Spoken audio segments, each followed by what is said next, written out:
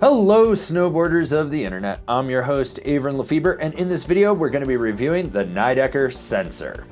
This board features Nidecker's cam rocker, so camber through the feet, rocker in the tip and the tail. That's going to give you all the load, pop, snap, and drive of traditional camber right underfoot, but you're going to have that ease of entry in and out of turns from the rocker, as well as a more optimal sweet spot for pressing and buttering. This board's available in 139, 143, 147, 150, 153, 156, and 159 wide. I rode this board at Copper Mountain on a perfect bluebird day, 0 winds, average temps. You had chopped chunder ice, perfect corduroy, firm, fast corduroy, a little bit more ice, and some slush, and I rode it with my Rome Black Label bindings and my K2 Thraxis boots. This is a true twin, middle of the road park flex. Nothing revolutionary here. Softer tips accentuated by that rocker zone, stiffer midsection because of that camber, with a fair amount of torsional flex. You can really ankle steer and twist this board if you need to.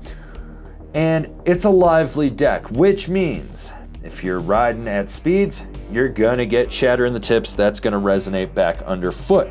You get into firmer, icier conditions, you're hitting death cookies, you're gonna feel all those hits, and that's gonna resonate back up underfoot. Like I said, it's a lively board. Just expect to feel everything. I'd keep your knees bent if you're trying to charge through lumpy terrain.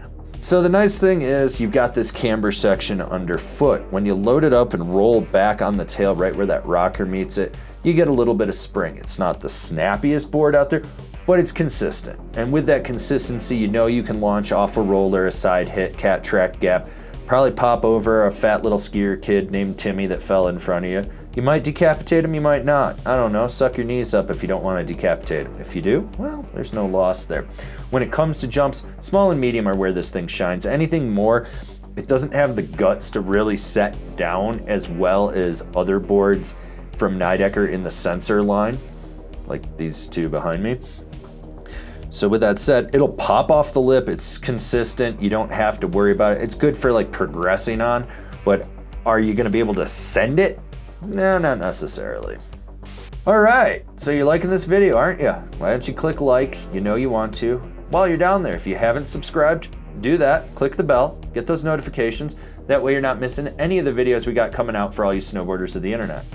The nice thing about this board is you got rocker in the tips as well as sidekick. So that sidekick helps spoon up the contact point. So when you really get your weight out over the nose or the tail, you don't have to worry about that catching as you're going sideways and starting to revert around. Now, the sweet spots in this board are immense. This thing will hold a press until you want to disengage it and give you a little bit of pop right where that camber meets the rocker. That's where you're going to get it to spring, and it takes no effort to get that to engage. So if you want to get wily with a butter, go for it. And that translates over to how this jibs.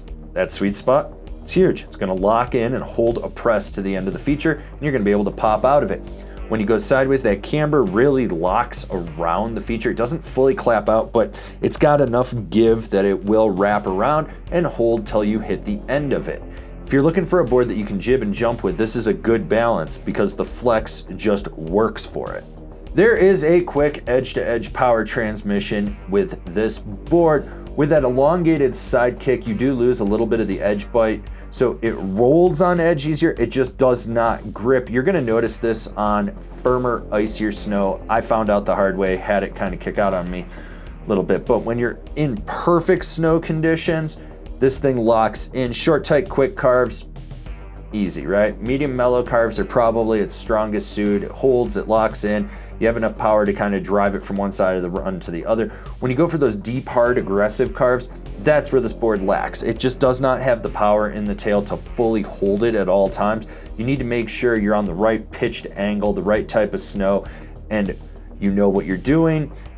So it does have limitations. Can you deep, hard, aggressively carve with it? Yeah, you don't have to worry about it for the most part if you know what you're doing. If you don't and you're trying to learn, you'll probably be fine. But like I said, you've got to be paying attention to your surroundings to really get the most out of it when you do it.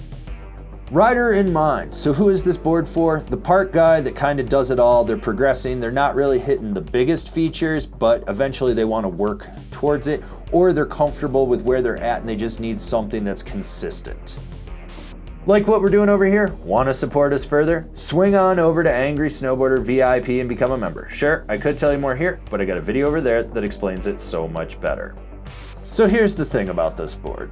It's not bad, it's consistent, but it's sitting in an oversaturated market. There's a lot of really exceptional park boards that are very similar to this that stand out more. This is just like, well, it's there. It's moving scenery in the background. You know, it's nothing special. Yes, it's consistent. Yes, it'll get the job done. But at the end of the day, am I gonna remember it? Probably not.